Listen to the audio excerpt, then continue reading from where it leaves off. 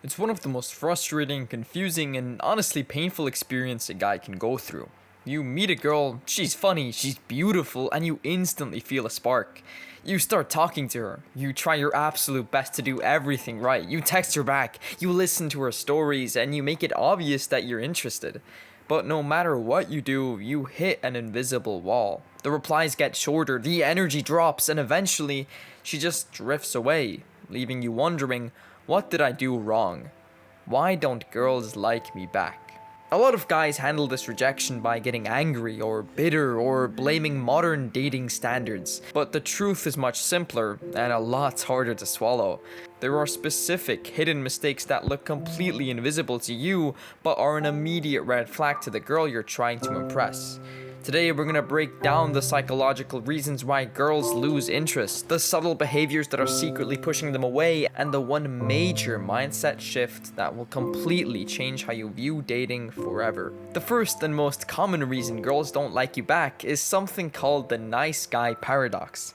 A lot of guys believe that if they're just an incredibly nice, polite guy, buy her gifts, agree with every single opinion she has, and always listen to her problems, she will automatically fall in love with them. They think being a good guy is the currency you can spend to buy a girl's affection. For example, imagine you go into a store to buy a new jacket. The salesperson is incredibly nice to you. They smile, they compliment your shoes, they open the door for you, and they follow you around the store offering you water.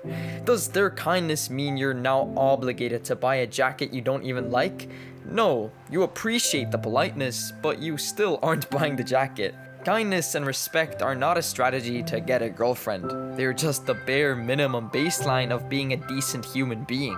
When you treat kindness like a transaction, girls can sense it from a mile away. It feels fake, it feels desperate, and it makes them feel like you're only being nice to them because you want something from them in return. True attraction cannot be bought with compliance. If you don't have boundaries, a backbone, and your own opinions, being nice just makes you boring.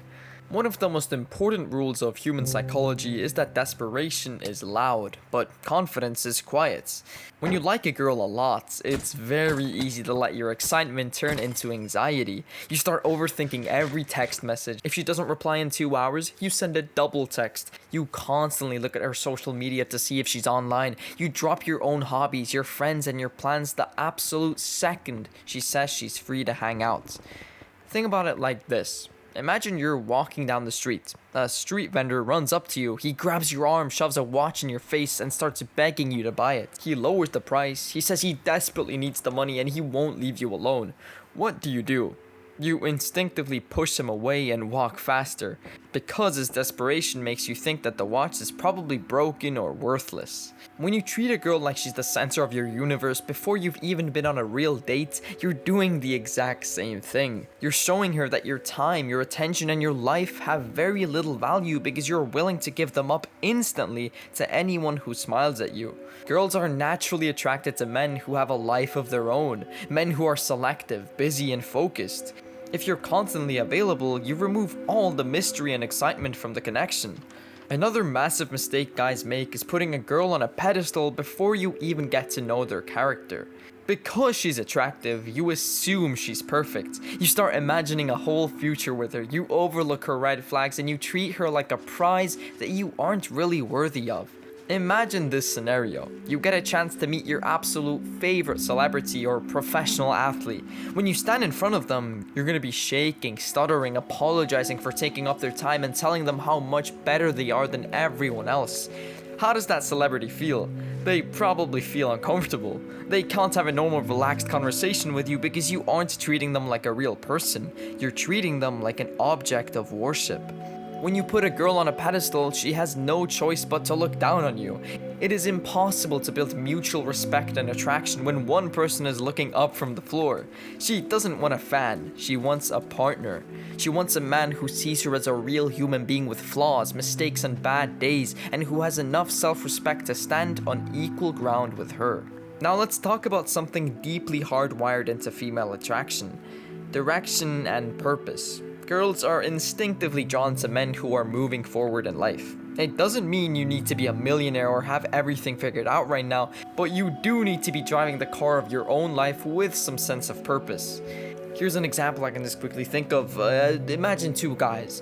Guy A is incredibly handsome and charming, but he spends all his free time smoking, playing video games, and complaining about his job, and has zero goals for the future. His entire day revolves around trying to text girls and find hookups. Guy B might be totally average looking, but he works hard at his job. He goes to the gym, he's learning a new skill, he has a clear plan for where he wants to be in 5 years.